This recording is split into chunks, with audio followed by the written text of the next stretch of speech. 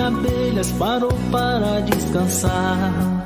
Me deu vontade de contar como é que eu faço quando me bate um cansaço e eu paro pra aliviar. Tão diferente das abelhas pequeninas descansando lá em cima, eu prefiro aqui no chão, olhando o céu por entre as folhas que... Existem vários tipos de polinização, né? Essa polinização principalmente dos insetos, né? Então, isso aí é de grande valia para a produção de alimento, né? Para a transformação das flores em frutos, né? O pólen é um alimento proteico usado pelas abelhas, né? E este fato motiva os estudos dos tipos polínicos coletados por elas. Ou seja, a gente tem que saber, né? Existe aquela curiosidade de saber que tipo polínico é esse, de onde veio esse pólen, né? Então é interessante, nós sabemos isso. Temos algumas citações aí para complementar. Não só as abelhas sem ferrão, mas as apes também, né, gente? As apes, melíferas, abelhas sem ferrão, né? Todas têm o seu papel importante na natureza no que diz respeito à polinização, né? Nós fizemos aqui uma representação, gente, só para que vocês tenham uma ideia, né? Coletei algumas informações, alguns dados, né? Nós temos aqui, inclusive, uma afirmativa, lá no início, uma citação do professor Kerr, né? Ele e outros autores, em 96, ele fala que as abelhas brasileiras sem ferrão são responsáveis conforme o ecossistema, viu, gente? Por 40% a 90% da polinização das aves nativas. As 60% a 10% restantes são polinizadas por abelhas solitárias, borboletas, coleópteros, morcegos, aves, alguns mamíferos, água, vento, e também pelas abelhas africanizadas. Então, se nós pegarmos aí desse gráfico de Pitts, só para se ter uma ideia, os 90% que corresponde às abelhas sem ferrão, né? E os outros 10%, olha só em que se encaixa esses outros, que eu classifico como esses 10%. Eu não, como foi classificada por esses 10%, segundo a citação do professor, né? Abelhas solitárias, borboletas, coleópteros, morcegos, aves, alguns mamíferos, água, vento, abelhas africanizadas e outros mais, né? Então nós vemos aí a produção de pólen, né? Produção de pólen, uma foto, vocês estão vendo aí como um tronco aberto, né? Uma espécie vegetal, uma espécie de abelha. Vocês estão vendo aí a quantidade de pólen, né? E a armazenagem do pólen em caixa padrão, né? Nós sabemos que existe, né? No dedo dos trigonídeos, as captotrigonas produzem muito pólen mesmo, né? Então nós vemos aí inclusive a gente pode utilizar isso aí como para socorrer colônias fracas, né? Colônias que estejam com déficit de pólen em sua colônia, na sua família, né? Então a gente pode usar desses recursos também, né? Inclusive nós temos aí esse problema, né? Que o pessoal, eu considero problema, né? O pessoal utilizar pólen, né? Para fazer a tal alimentação proteica, a tal alimentação energética para as abelhinhas sem ferrão. Gente, eu estou entrando aqui em alguns detalhes que na tese eu não entrei, viu, gente? Estou entrando porque nós somos criadores, nós conhecemos um pouquinho de manejo, então eu acho que é um momento oportuno para a gente dar um toque, né? Para dar uma dica, né? E a nossa dica é o seguinte: nós, como meliponicultores, nós temos mania de interferir, né? Mania mesmo, de interferir. Eu já fiz muito isso, o exemplo é meu mesmo, né? Não estou usando ninguém, não. Nós temos essa mania de querer ficar inventando receita de alimentação proteica para abelha. Eu já fiz muito isso, hoje em dia já não faço mais. Temos mania de ficar inventando a melhor concentração do xarope para alimentar as abelhas com alimentação energética, né? É complicado isso, né? Eu vejo muitas pessoas fazer divisão de caixa e, junto com a divisão, já botar um bombom de pólen ou transferir parte de pólen lá para dentro. Depois não vai para frente a divisão, aí diz que deu foride e não sabe por quê, né? Não tinha nenhuma necessidade de você colocar pólen ali no ato dessa divisão, mas enfim, tem gente que nem vai contra as regras, né? E o pessoal tem utilizado muito pólen para fazer o tal bombom de pólen, né? Do pólen apícola, né? E o pólen apícola é complicado, né? Porque nós tivemos até participação num artigo, um período atrás. Futuramente a gente pode até promover aí uma palestrazinha sobre isso também, sobre a cria pútrida europeia, né? Inclusive nós estivemos naquele artigo junto com a doutora Érica e outros professores, né? Que é complicado você utilizar pólen apícola para você fazer bombom para alimentar meliponíneos, né? Porque se tiver contaminado com a cria pútrida, você vai contaminar esses meliponíneos todos, né? Então fica a dica de nós aumentarmos a criação de, por exemplo, abelhas que produzem muito pólen, como as escapotrigonas, né? Uma mandaguari amarela, né? uma escapotrigona xantotrix, né? Uma mandaguari preta, né? Uma escapotrigona postica, uma benjoí, uma escapotrigona polisticta, né? E com isso a gente poder coletar esse excesso de pólen e transformar isso num bombom, né? numa massa proteica, né? Numa alimentação proteica para socorrer as abelhas que estiverem com necessidade nesse período. Nós vemos aí uma distinção muito grande, né? dos pólen, né? O pólen natura, colhido, né?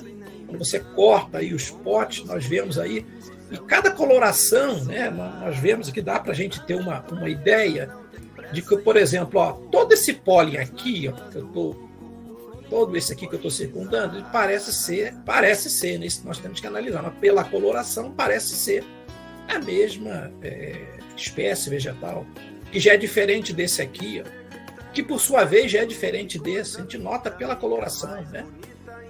De ver nesse de lá de cá a mesma coisa, né? Mais avermelhado, cor de abóbora, aqui um bem específico, um amarelinho. Então nós vemos que isso aqui é o quê? São coletas de pólen no campo, né? Que as abelhas levam, estocam, fazem as suas estocagens, né? Nos potes de pólen, né? Para seu uso, né? Para seu uso imediato, futuro, né? Então nós sabemos que o pólen é essencial na alimentação da rainha e crias novas, né? Que são as larvas em estágios iniciais de desenvolvimento. Então nós vemos nos meliponíneos ocorre algo diferente que ocorre nos apíneos, né? Por exemplo, na abelha com ferrão, né? O ovo é colocado no fundo do alvéolo ou da célula, né?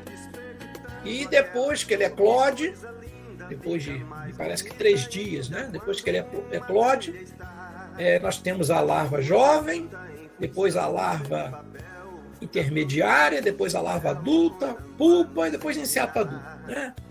Como que acontece nas abelhas sem ferrão? Nós vemos aqui, ó, a célula é preparada, a alimentação é colocada antes da postura, a rainha introduz o abdômen, faz a postura, o ovo fica na posição vertical, nós vemos ali, né? Logo depois que ocorre a eclosão, né? O nascimento, essa larva vai se alimentando desse material estocado, vai consumindo, né? Até chegar ao ponto de total consumo, né? A larva fica uma larva adulta, ela empupa até gerar o inseto adulto e romper, e sai. Então nós vemos que essa alimentação que é colocada aqui no fundo, isso aqui tem uma participação muito grande de pólen. Então o pólen ele é muito importante para o desenvolvimento da colônia. Muito importante. Então, nós temos aqui algumas fotos que a gente vê aqui, ó. Posiçãozinha bacana aqui do ovinho, né, vertical. Quando nós vemos aqui a larva se alimentando, né?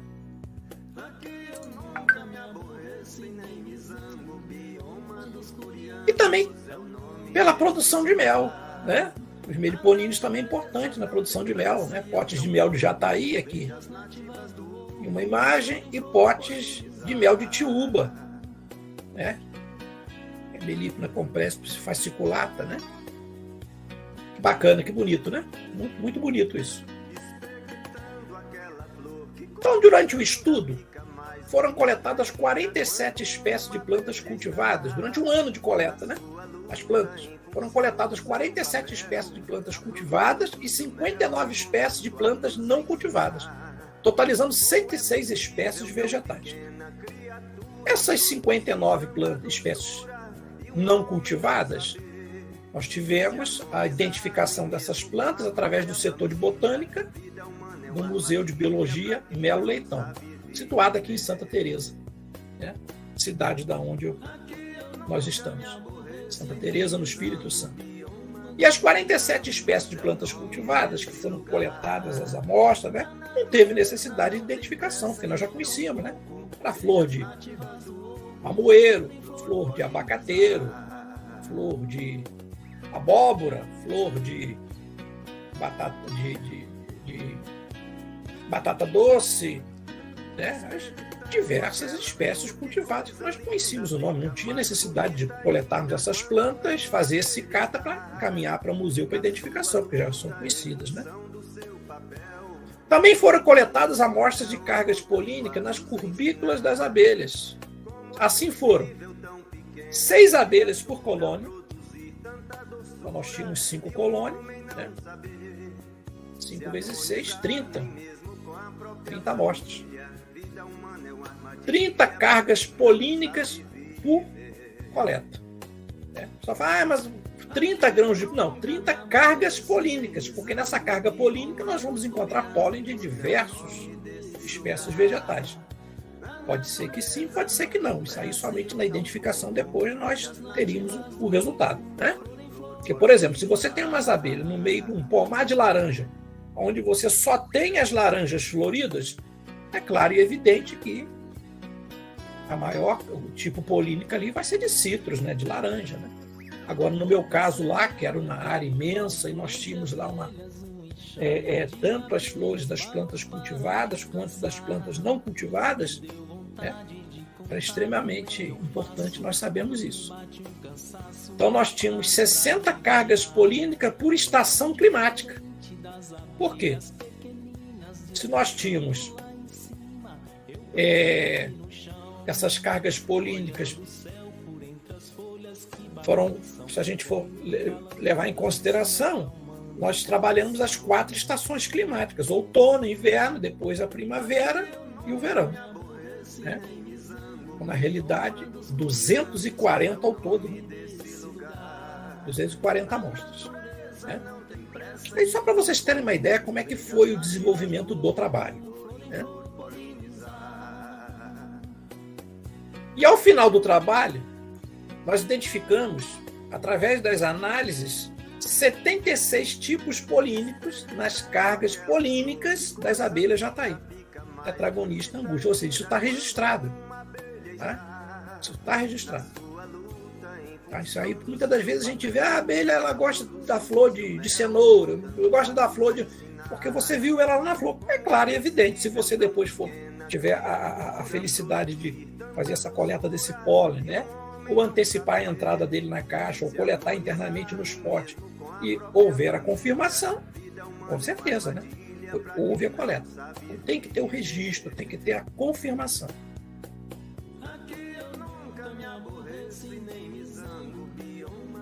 Na modalidade lá da UENF, pessoal, existe uma modalidade de defesa de tese, que foi a modalidade que eu fiz opção, que seria na modalidade em termos de publicação. Ou seja, na UENF você pode escrever sua tese inteira num único assunto, ou então você pode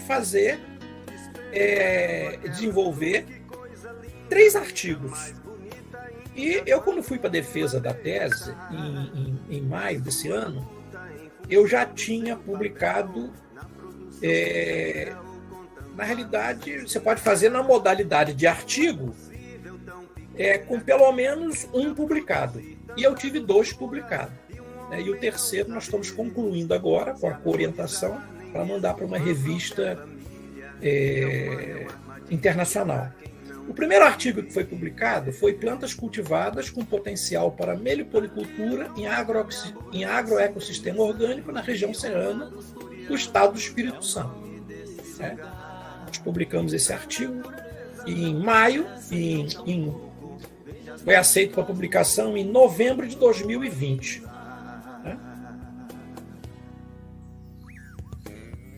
Vou falar um pouquinho sobre esse artigo, né? Aí diz respeito somente à polinização de espécies vegetais cultivadas, algumas citações, né? Então eu achei muito interessante, porque mediante o aumento das áreas cultivadas, né, de cultivo, e a maior oferta de néctar e pólen, faz necessário ter um conhecimento de quais plantas cultivadas podem ser de potencial para a meliponicultura, né? Se você sabe que tem uma planta que as abelhinhas gostam mais, então é interessante que você aumente a área de forrageamento. E a pesquisa foi realizada, né, com o objetivo de identificar as principais espécies botânicas de plantas cultivadas, né, nessa região, especificamente.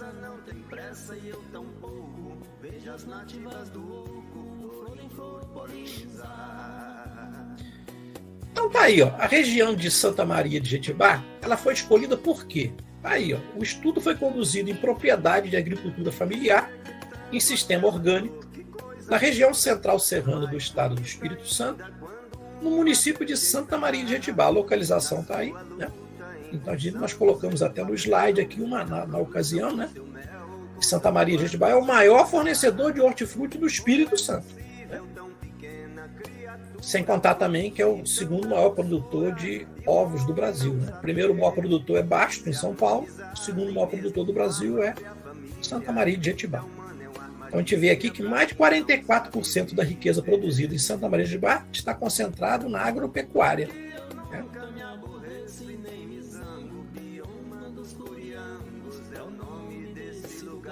Então nós temos aí algumas tipos de forrageamento, né? Ou de atuação da abelha jataí, né? Na hora pronobis, na florzinha de cenoura, na flor de erva doce, né? Isso não é novidade para a gente, né? Se for mais para ilustrar, né? Inclusive na figurinha central a gente já vê as bolotas de pólen, né? Dá para ver perfeitamente a bolota de pólen, né? Na flor de cenoura, na curbícula, né? O último par de pata, né? Aqui na erva doce, pequenininha, mas dá para a gente ver também.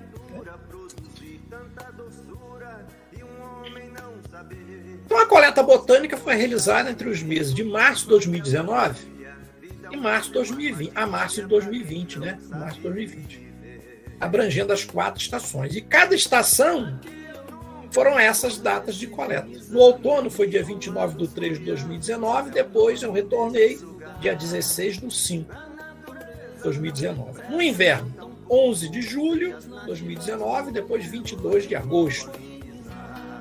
Na primavera, 10 de outubro, depois 10 de dezembro. No verão, 30 de janeiro e 18/3. Esse distanciamento aqui entre as épocas das coletas foi mais ou menos regulado na metade, mais ou menos na metade, porque isso aí, por exemplo, nós temos aí cada estação climática 90 dias, né, 3 meses. Então ficou mais ou menos a cada 45 dias entre uma coleta de materiais e outra. Repetindo, coleta de flores, né, ao redor lá de um raio de até 500 metros em volta, né, 500 metros. Nós fizemos a coleta desse material vegetal florido, né? Fizemos a coleta de pólen, né? Tudo nesse período. Agora, é claro que muitas das vezes não deu para chegar bem 45 dias. Às vezes teve coleta que passou uma semana, teve outras que foi uma semana anterior, que é muito complicado. Uma coisa é você programar na teoria, na sala de aula. Meu orientador sempre falava isso. E outra coisa é você agir no campo. Por quê? Muitas das vezes eu topava com um período que eu tinha que ir lá em Santa Maria de Jetibá com 45 dias, 44, 46 dias, para dar geralmente o período correto. E eu cheguei lá muitas das vezes em Santa Maria de Itibá nesse período, no local do experimento, chovendo muito, um frio terrível, 8 graus, 9 graus, 10 graus. Aonde que a abelha ia sair? Ainda mais Jataí, que é um pouquinho preguiçosa, né? A gente conhece Jataí, ela sai 9 horas, 10 horas da manhã, e olha lá na região ela saía 9 horas para frente. Então eram dias que era perdida, não tinha como coletar, então eu tinha que voltar 2 dias depois, 3 dias depois, para fazer a coleta desse material. Então, por isso que é complicado. Às vezes você planeja uma teoria, né, em sala de aula, quando você vai para o campo, é tudo diferente, né? Temos que fazer as adequações necessárias. A coleta do material botânico foi o quê? Foi utilizado tesoura de poda para vegetação baixa, tesoura de poda alto, podão para vegetação mais alta, fotodocumentação e registro na caderneta de campo, né, os aspectos adicionais de cada planta, com hábito, coloração de flor, tudo isso foi anotado. Coleta de flores das espécies das plantas cultivadas da ocasião, assim como a amostra de botões florais. Né? Fazer um mini herbário. As plantas coletadas, prensadas, secas em estufa do Instituto Federal do Espírito Santo, né? Foram desidratadas por um período de 3 dias a 60 graus. Uma técnica, né, que os botânicos utilizam, né, para depois de fazer a classificação. Após a secagem, o material botânico foi depositado no acervo do herbário do Museu de Biologia Melo Leitão. Todo o material colhido foi doado, está lá catalogado, como estou eu e alguns alunos, como coletor desse material, está identificado, devidamente identificado, né, faz parte do museu. Né? Assim como as lâminas também de identificação de grão de pólen, também faz parte do acervo da Fundação Ezequiel Dias, em Minas Gerais. O material que foi utilizado, acabei doando para eles lá. Então, nós tivemos aqui o primeiro resultado do número de espécies por família. Então, estão lembrados? No total foram coletadas 47 espécies de plantas cultivadas. Então, dessas 47 espécies, nós resultou aí na listagem de 26 famílias. Estão aí, distribuídas as famílias. Então, a família que deu o maior número, 10,63%, família Asterácea. A Piácea vem logo a seguir, com 8,51%. Depois nós tivemos várias, Lamiácea, Cucurbitácea, Brassicácea, Rutácea, Mirtácea, Solanácea, com 6,38%. Depois, Rosácea, Fabácea, com 4,25%. E por último, né, Caricácea, Malgipiácea, indo várias delas, chegando até Esparagácea e Amarilácea, 2,12%. Então aqui a família desses vegetais estão aí no meio, viu, gente? Está no meio aí. Algumas eu não sou botânico, minha área é mais uma área zootécnica, mas algumas delas a gente sabe, né? Por exemplo, Cucurbitácea. Né? Abóbora, é uma Cucurbitácea. Brasicácea. Brasicácea é aquela brócolis, né? E tem várias. Mirtácea, jabuticaba é uma mirtácea. Solanácea, o giló, pimentão, né? Nós temos várias famílias aí. Então isso aí foi das espécies vegetais cultivadas. A conclusão desse trabalho: em todas as estações climáticas do ano, foi observado o forrageamento de abelha jataí, tetragonista angusta, nas espécies vegetais cultivadas relatadas, com predomínio para a família Asterácea, foi aquilo que vocês viram no gráfico anterior. Né? O forrageamento ocorreu em maiores quantidades em espécies vegetais que floraram na estação climática do outono, seguido da primavera, inverno e verão. Né? Isso aí foi uma surpresa para mim, porque para mim a primavera que seria o maior resultado, né? Não foi no outono. A primavera foi em segundo lugar. Ok. Depois nós partimos para uma publicação do segundo artigo, que foi já das plantas não cultivadas. Então, aí já peguei as plantas não cultivadas, com potencial para meliponicultura, em agroecossistema orgânico, na região, mesma coisa, só que plantas não cultivadas, né? Então nós tivemos aí essa publicação, essa revista internacional. Então aí tem alunos, tem o meu orientador, minha co-orientadora, tem alunos, né? Participaram professores também aqui do IFES também participaram desse experimento, professora de botânica me ajudou também, funcionário do museu, né? Essa menina última aí, Andréa Duim Ferreira, era uma das meninas que fazia identificação lá no museu, então nada mais justo, né? Participou do trabalho, participa, vai ter a presença assegurada no artigo. Então está aqui também algumas referências eu até utilizei do meu mestrado. Eu tirei do meu mestrado. Não foi nem mestrado, isso aqui acho que foi um artigo. Foi um artigo 2020, foi um artigo. Foi no artigo. O mestrado meu foi 2012. E o objetivo dessa pesquisa foi identificar as principais espécies botânicas de plantas não cultivadas, né? Que foram exploradas como fonte de pólen durante o forrageamento de abelha jataí, Tetragonista angustia, no mesmo período de localização do estudo anterior, mesma coisa. E nesse estudo eu acrescentei a essas plantas não cultivadas a relação do hábito e a classificação quanto ao porte, né? Para ver se isso teria alguma influência no final.